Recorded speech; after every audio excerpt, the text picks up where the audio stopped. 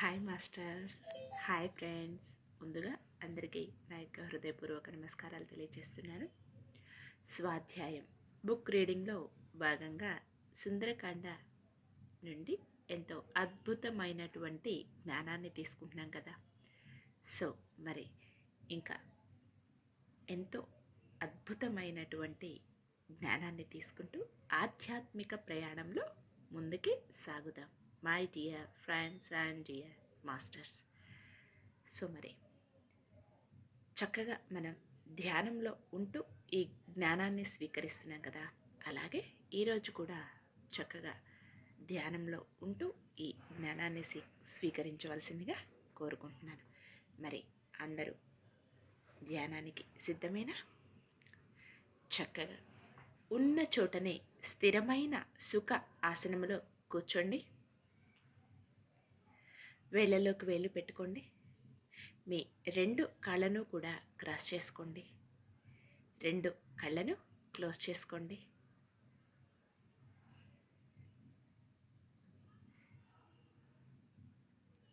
చక్కగా ప్రశాంతమైన మనసుతో ఏకాగ్రతతో దీర్ఘ శ్వాసని తీసుకోండి. నిదానంగా శ్వాసని బయటికి వదిలివేయండి. మరొక్కసారి దీర్ఘ శ్వాసని తీసుకోండి. నిదానంగా శ్వాసని బయటికి వదిలివేయండి. ఇంకొకసారి దీర్ఘ శ్వాసని తీసుకోండి. నిదానంగా శ్వాసని బయటికి వదిలివేయండి.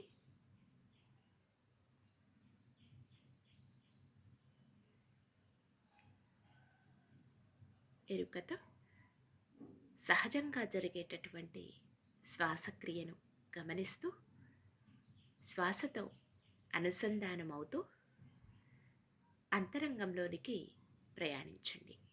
My dear masters and dear friends.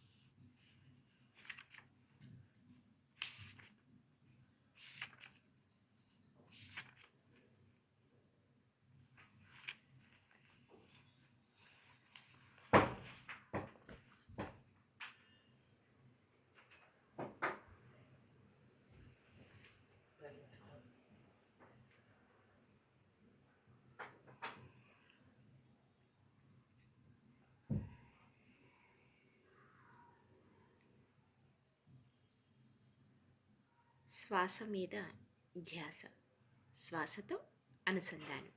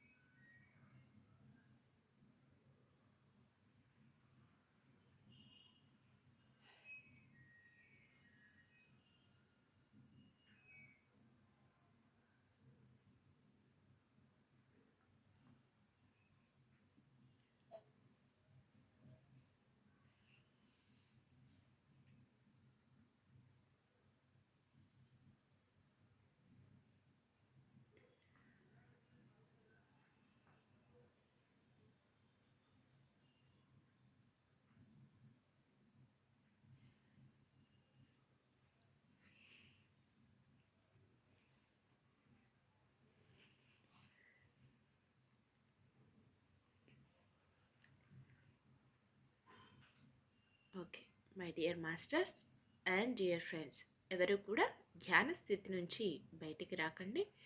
చక్కగా ధ్యానంలో ఉంటూ ఈ జ్ఞానాన్ని స్వీకరించవలసిందిగా కోరుకుంటున్నాను. ఓం అహం ఆంజనేయాయ నమః. 63వ సర్గము.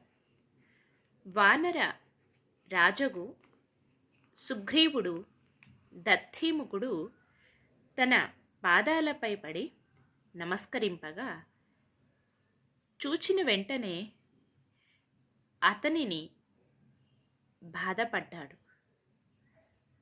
దత్తీముఖ వీరా, నువ్వు నా కాళ్ళపై ఎందుకు పడ్డావు? లెమ్ము, నీక భయము విషయము వివరించుము. బుద్ధిమంతుడు దత్తీముఖుడు మహాత్ముడు సుగ్రీవరాజుచే అనుమతింపబడి లేచి ఇలా పలికాడు. వానరరాజా, వృక్షరజస్సు నీ జనకుని కాలాన వాలిపాలన గాని పరిపాలనలో మధువన నాశనము కాలేదు. దానిని నాశనము చేసినారు, మధువును త్రాగారు.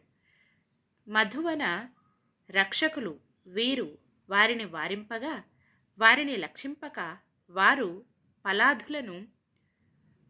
ఫలాదులను భక్షించి మధువును త్రాగేరు. కొందరు త్రాగినంత త్రాగి మిగిలింది పారబోస్తున్నారు, కొందరు త్రాగుచున్నారు. ఇలా చెయ్యవద్దనగా కనుబొమ్మలతో వెక్కిరించారు. వనపాలకులైన వానరులు ఎంతోమంది వీరులు మధువు త్రాగవద్దని ఎంత చెప్పినా వారిపై మహాకోపంతో గద్దించినారు. వానరరాజా, ఆ వానర వీరులు కన్ను వెర్రచేసి వీరందరినీ కొట్టారు. హస్తాలతో మోకాళ్లతో కొందరిని లాగి అపాన ద్వారము చూపి బాదారు. నీవు ప్రభువై ఉండగా వారందరూ మమ్మిలా కొట్టి మధువును హాయిగా సేవిస్తున్నారు. సుగ్రీవునకు అలా దత్తీముఖుడు విజ్ఞాపనము చేయగా శాత్రవ భంజనుడైన లక్ష్మణుడు అతనికిలా అన్నాడు. రాజా, వనరక్షకుడు నీ దగ్గరకు ఎందుకు వచ్చాడు?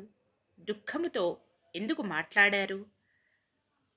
మహాత్ముడగు లక్ష్మణుడు అనగా వాక్య విశారదుడగు సుగ్రీవుడతని కిలా అన్నాడు.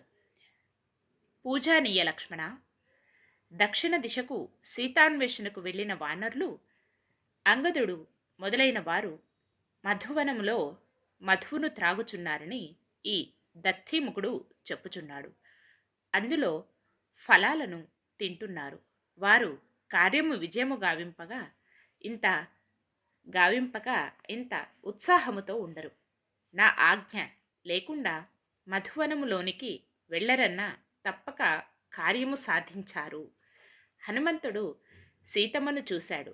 సందేహం లేదు, ఈ కార్య సాధన హనుమ వలననే జరిగినది. మరొకడు చెయ్యలేడు. కార్యసిద్ధి, తెలివి, గొప్ప పట్టుదల, పరాక్రమము, విద్య అతని యందే ఉన్నాయి. ఈ కార్యమున జంభవంతుడు మహాబలుడు, అంగదుడు ముఖ్యుడుగా ఎంతోమంది హనుమాకు తోడుగా నుండగా ఆ పని తప్పక విజయమవుతుంది.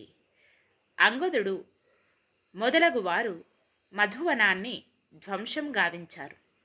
ఈ వనరక్షకులు వారిని అడ్డుకొనగా వారు వీరిని కొట్టారు. ఇది నాకు చెప్పడానికి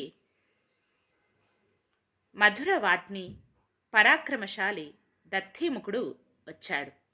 లక్ష్మణుడా, తప్పక సీతమ్మను వీరు చూశారు. వనములో వానరులు మధువు త్రాగుచున్నారు గదా. పరుషశ్రేష్ఠ, సీతమ్మను దర్శించకపోతే ఇలా మధువనాన్ని వానర వీరులు పాడు చేయలేరు. రామ లక్ష్మణులు ఆ వాక్యులు విని ఎంతగానో సంతోషించారు. సుగ్రీవుడు చెప్పుట ఎంతో మధురముగా ఉంది. దత్తీముఖుడు మాటలకు సుగ్రీవుడు సంతోషించి ఇలా అన్నాడు. కార్యవిజయము గావించే అంగదాదులు మధువనమున మధుభక్షణ నాకెంతో ఆనందాన్నిచ్చాయి. కార్యసాధనకు చిన్న పనులను నేను క్షమించాను. సింహాల వలె బలముతో కార్యవిజయము చేసిన హనుమ మొదలగు వానరులను చూడాలని, సీతమ్మ సంగతి వారి నోట వినాలని రామలక్ష్మణులు నేను చూస్తున్నాము. కార్యసాధన జరిగిందని సంతసించి శరీరాలను పులకించుచున్న రామలక్ష్మణులను సుగ్రీవులను సంతోషించి కార్యము సిద్ధించిందని అందరూ ఆనందమందారు. ఇది వాల్మీకి మహర్షి విరచిత శ్రీమద్ రామాయణమందు సుందరకాండమున 63వ సర్గం. సర్వం హనుమాన్ దర్శనమస్తు. ఓం అహం ఆంజనేయాయ నమః. 64వ సర్గము. అలా సుగ్రీవుడు అనగా దత్తీముఖుడు ఆనందమంది రామలక్ష్మణులకు సుగ్రీవునకు వందనమర్పించాడు. మహాబలుడకు రామలక్ష్మణులకు సుగ్రీవునకు ప్రణామాలర్పించి వానరులతో కూడి గగనానికి ఎగిరాడు. అక్కడకు వచ్చినట్లే తొందరగా దత్తీముఖుడు భూమికి దిగి మధువనానికి వెళ్ళాడు. అచట వానరులను చూశాడు. మూత్రముగా తేనెలో నున్న నీరు పోగా మత్తు వదిలి ఉన్నారు. దత్తీముఖుడు హస్తాలు జోడించి అంగదునితో ఆనందముగా ఇలా అన్నాడు. ఓ సౌమ్య, మీ అందరినీ వనపాలకులు వారించారని వారిపై కోపింపకము.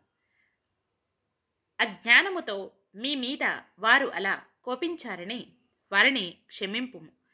నీవు యువరాజువు, మహాబల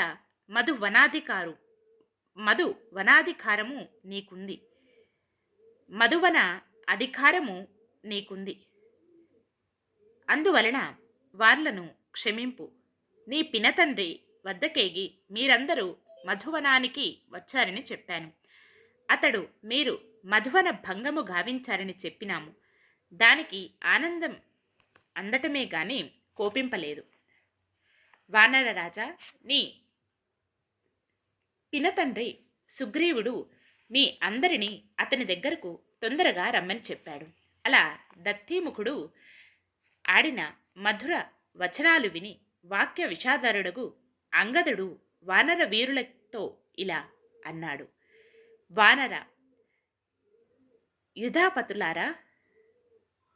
యుద్ధపతులారా, రాముడు ఈ విషయము విన్నాడని శంకిస్తున్నాను.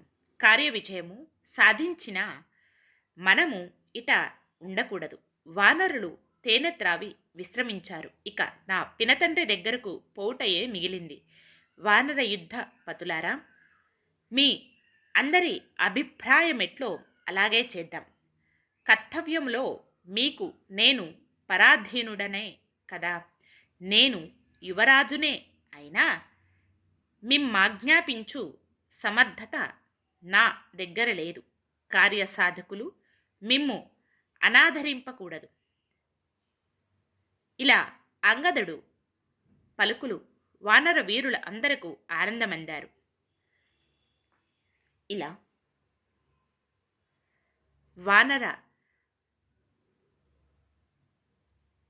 వానర వీర, ప్రభువు ఇలా వినయముతో పలుకయే మందుము, అధికారమున్న మదముతో మాట్లాడుట అహంకారమందుట సామాన్యము. ఇలా మాట్లాడాము. నీ వినయానికి మంచికి తార్కాణము మరొకరి విధముగా మాట్లాడలేరు. శుభయోగము ఉన్నది నీకు.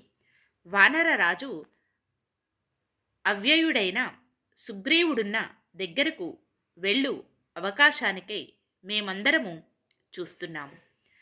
అలా చూస్తున్న నీ అనుజ్ఞ లేక ఒక్క అడుగు ముందుకు వెయ్యలేవు.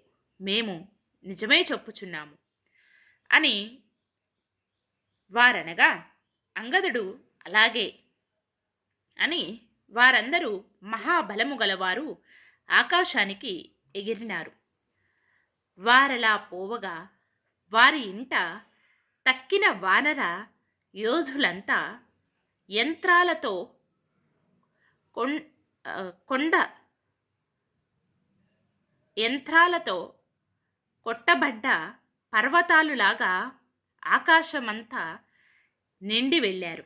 మహావేగము గల వానరులందరూ వాయుప్రేరిత మేఘాల్లాగా గొప్ప శబ్దము చేస్తూ నేగారు.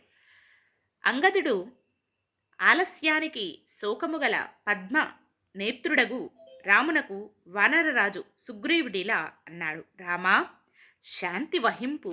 సీతమ్మను చూశారు, సందేహము లేదు. కార్యము విజయము చేయక వానరులింత ఆలస్యము చెయ్యరు. వాయురాజా, యువరాజా, యువరాజు, మహాబాహుడు, వానర వీరుడు అంగదుడు కార్యము చెడినా నీకు కానరాడు. అలా కాక సాధించకుండా వస్తే మధు వనభంగము చెయ్యడు. దీనమోముతో మనస్సు వికలతతో నుండును. సీతమ్మ దర్శనము చెయ్యని ఆనందము లేని అంగదుడు మా తాత తండ్రుల నుంచి వచ్చినది. నా మేనమామ దత్తీముఖుడు రక్షించిన మధు వనాన్ని అలా పాడు చెయ్యడు. రామ, సీతమ్మ క్షేమము మనకు తెలిసింది. సీతమ్మ క్షేమము మనకు తెలిసింది. నీవు కుశలము గలవాడివై నీ కన్న తల్లి కౌసల్య మంచి సంతానము గలది. శాంతింపుము. సీతమ్మను హనుమాన్యే చూశాడు, సందేహము లేదు. సీతమ్మను దర్శించు మహాకార్యము హనుమా దక్క ఇంకొకరు సాధింపలేరు. హనుమ అనే తప్ప ఇంకొకరు సాధింపలేరు. బుద్ధిమంత సూర్యునితో తేజములాగా హనుమాన్ ఎందే సిద్ధి, బుద్ధి, పట్టుదల, పరాక్రమము ఉన్నాయి. జంబవంతుడు నేతగా, అంగదుడు సేనానిగా, హనుమ సహాయుడుగా ఏ కార్యము ప్రారంభిస్తారో అది తప్పక సిద్ధిస్తుంది. అందువలన నీవు విచారము వీడుము. హనుమ సీతమ్మను చూచు కార్య విజయమందువారు, పెద్దగా అరచువారు కిష్కింధకు వస్తూ వానరులు కిలకిలా మనుచు కార్య విజయము చెప్పుచున్నట్లు గగనాన దగ్గరగా వినిపిస్తోంది. కపిశ్రేష్ఠుడు, సుగ్రీవుడు, వానరులు ఆ నాదాన్ని విని తన వాలాన్ని పెంచి పూలమాలలాగా శిరమున నిలిపి ఆనందించినాడు. వానరులు రామ దర్శనానికి హనుమాన్ను తమ ముందీడి వచ్చారు. అంగదుడు మొదలైన వీరులు శరీరాలు పులకింపగా ఆనంద హృదయాలతో రామ సుగ్రీవుల దగ్గరకు దిగారు. మహాభుజుడైన హనుమ రామునకు తలవంచి నమస్సులర్పించి సీతమ్మ పాతివ్రత్య నియమముగా ఉన్నదని, క్షేమముగా ఉన్నదని నివేదించాడు. హనుమ కార్య విజయము చేసియే వచ్చాడని అనుకున్నాడు. లక్ష్మణుడు హనుమాన్నుగాంచి సంతోషించి సాదరముగా చూచాడు. శాత్రవ సంహారుడగు రాముడు హనుమాతో ఆదరముతో చూశాడు. ఇతి వాల్మీకి మహర్షి విరచిత శ్రీమద్ రామాయణమున సుందరకాండమున 64వ సర్గం. సర్వం హనుమాన్ దర్శనమస్తు. ఓం అహం ఆంజనేయాయ నమః. 65వ సర్గము. వానరులు అంగదుని ముందుగా చిత్రములైన అరణ్యాలు గల ప్రసవన గిరి దగ్గరకు వెళ్ళారు. రామ లక్ష్మణులకు నమస్సులు, సుగ్రీవునకు ప్రణామాలు అందించి సీతమ్మ వృత్తాంతము ఇలా తెలిపారు. రాముని గని రావణాంతపురాన బంధించినట్లు రాక్షస కాంతలు ఆమెను భయపెట్టడము, రాముని యందు అనురాగము రావణుడా రామనుడా మేకిడిన రాముడు ఆమెకు 2 నెలల గడువు ఇచ్చినాడని రామునికి చెప్పాడు. సీతమ్మ క్షేమమని వినిన రావణుడు ఇలా అన్నాడు: సీతమ్మ ఎలా ఉంది, ఎచ్చట ఉంది, నాపై ఆమె అభిప్రాయం ఎట్లు, సీతమ్మ విషయాలన్నీ చెప్పండి అని రాముడు అన్నారు. రాముడు మాటలు వినిన వానరులు రామునకు సీత వృత్తాంతము తెలుప హనుమాన్ను ప్రోత్సహించారు. వాక్యాజ్ఞుడగు హనుమ వానరుల మాటలాలించి దక్షిణానికి తిరిగి సీతమ్మను నమస్సులర్పించి ఇలా చెప్పసాగాడు: 100 యోజనాల పొడవుగల సాగరాన్ని లంఘించి సీతమ్మను అన్వేషిస్తూ ఆమెను దర్శించాలని వెళ్ళారు. సాగరానికి అవతల దక్షిణపు ఒడ్డున దురాత్ముడగు రావణుని లంక ఉన్నది.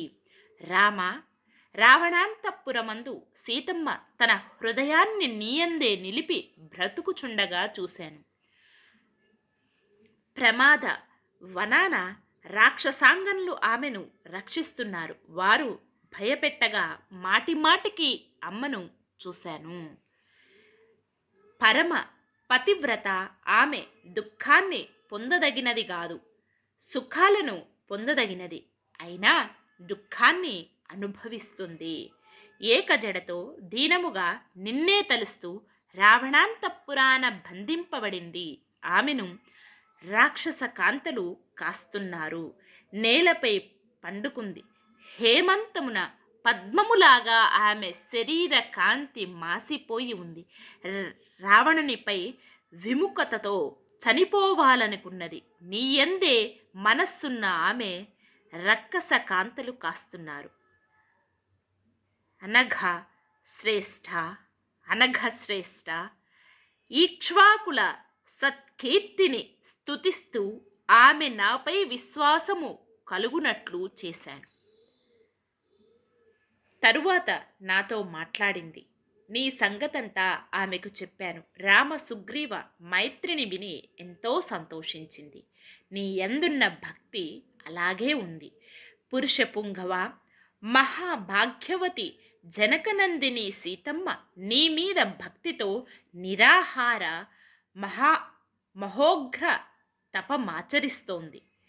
చిత్రకూటాన నువ్వు దగ్గరుండగా కాకి విషయము గుర్తు నాకు చెప్పినది. హనుమా, ఇక్కడ నీవు ఏమేమి చూశావో అవన్నీ శ్రీరామునకు విన్నపింపమని అన్నది. నా మాటలన్నీ సుగ్రీవుడు ఆలింపగా రామునికి చెప్పి నేను ప్రయత్నముతో రక్షించుకొను ఈ చుడామణిని రామునకిమ్ము. శ్రీమంతుడగు ఈ దివ్య చుడామణి బహుభద్రముతో కాపాడాను. ఒకప్పుడు నా నుదుట తిలకము చెరగా నీవు మనిషిలా తిలకముగా నా నుదుట అద్ది ప్రతిఫలింప పెద్ద బండపై ఉంచావు. దానిని జ్ఞాపకము తెచ్చుకొమ్ము. రామ, శ్రీమంతమైన ఈ చుడామణి సాగరాన పుట్టింది. దీనిని నీకంపాను. దుఃఖ సమయాన దీనిని నిన్నుగా చూసుకొని ఆనందిస్తున్నాను. ఇంకా 1 నెల మాత్రమే బ్రతుకుతాను. తరువాత ఈ రావణునకు వరముగా జీవించను అని కృషాంగి ధర్మచారిణి ఆడలేడి వలె వికసించిన నేత్రాలు గల సీతమ్మ రావణాంతఃపురాన బంధింపబడి నాతో పలికింది. రామ, నీకు ఉన్నది ఉన్నట్లు చెప్పాను. ఇక సాగరము దాటుటకు ఉపాయము చూడు. అలాగని హనుమ రాజకుమారులను రామ లక్ష్మణులు తన మాటలతో శాంతి వహించారని తెలిసి సీతమ్మ ఇచ్చిన చుడామణిని రామునికి సమర్పించి సీతమ్మ చెప్పినవి చక్కగా తెలిపాడు. ఇది వాల్మీకి మహర్షి విరచిత శ్రీమద్ రామాయణములోని సుందరకాండమున 65వ సర్గం. సర్వం హనుమాన్ దర్శనమస్తు. ఓం అహం ఆంజనేయాయ నమః. 66వ సర్గం. హనుమ ఇలా చెప్పగా దశరథ కుమారుడు రాముడు లక్ష్మణునితో కూడి ఆ మణిని హృదయానికి అద్దుకొని ఎంతగానో ఏడ్చాడు. రాముడా దివ్య మణిని తిలకించి శోకించి కనుల నీరు నిండా సుగ్రీవునికితో ఇలా అన్నాడు. తన బిడ్డను వాత్సల్యముతో ఆవు లేగదూడను చూచినంతనే ఎలా పాలు కారుస్తోందో అలాగే ఈ దివ్య మణిని గనిన ఆ నా మనస్సు ద్రవిస్తుంది. మా మామ జనకరాజు వివాహ సమయాన ఈ దివ్యమణి సీతకిచ్చాడు. దానిని ఆమె తలపై శోభిల్లగా అలంకరించుకుంది. ఇది సాగరాన పుట్టింది, సజ్జన పూజితమైంది. జనకుడు గావించు యజ్ఞానికి మహేంద్రుడు సంతోషించి దీనిని అతనికిచ్చాడు.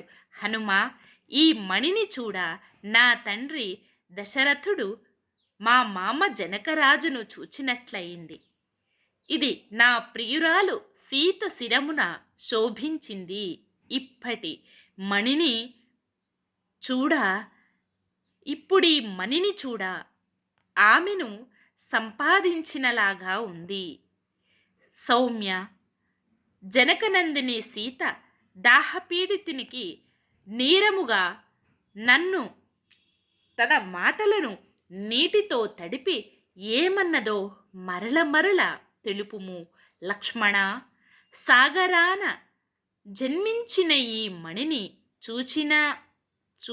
చూచానే గాని సీత రావటము చూడలేదు. ఇంతకన్నా నాకు దుఃఖమేముంది? సీత 1 నెల బ్రతికితే చాలా కాలము జీవించినట్లే. నేనొక్క క్షణము కూడా ఆమె లేక బ్రతుకలేను. నా ప్రేమ పాత్రము సీతను ఎక్కడ చూశావో నన్ను కూడా అచ్చటికి తీసుకొని పొమ్ము. ఆమె వార్త తెలియుట వలన క్షణము కూడా నిలువలేను.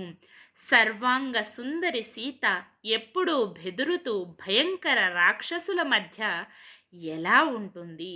చీకటి లేక నిర్మల చంద్రకాంతులు గల శరదృతువున మేఘములు క్రమ్మిన చంద్రునిలాగా రక్కెస కాంతులతో చుట్టుముట్టబడిన సీత మోము ప్రకాశించదు.